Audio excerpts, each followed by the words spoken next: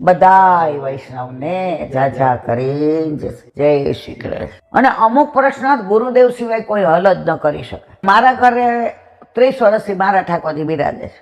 પછી મારા ફઈના ઠાકોરજી આવ્યા, એ લીલા પહોંચી ગયા, એનાય મારા ઘરે. હમણાં મારા સસરાના મારા ઘરે આવ્યા. હવે અમને તો વાંધો નથી, પણ ક્યાંક જયારે તકલીફ હોય ને પધરાવીએ તો મેં કીધું, મને કે શું કરું? મેં તો મારા વાલા ઠાકોરજી આપણા ઘરે રાખવા હોય બીજાના તો ગુરુ સિવાય કાંઈ ન થાય. આ બધી ગુરુ આજ્ઞા પ્રમાણે થાય. અમે તો નાનપણમાં એવું જોયું છે કે તમે દૂધગર ધરતા હો ને સખડી ધરવી હોય તો તમારે આજ્ઞા લેવી પડે. તમે તમારી ઈચ્છા પ્રમાણે કાંઈ ના કરી શકો. અને તમે આજ્ઞા લો ને તો તમે ક્યાંય અટવાઓ કે ક્યાંક મૂંઝાવ તો તમારે ગુરુ તમને રસ્તો કાઢી દે. કે આ બધું તો આમાં મને હું એટલે ના પડું.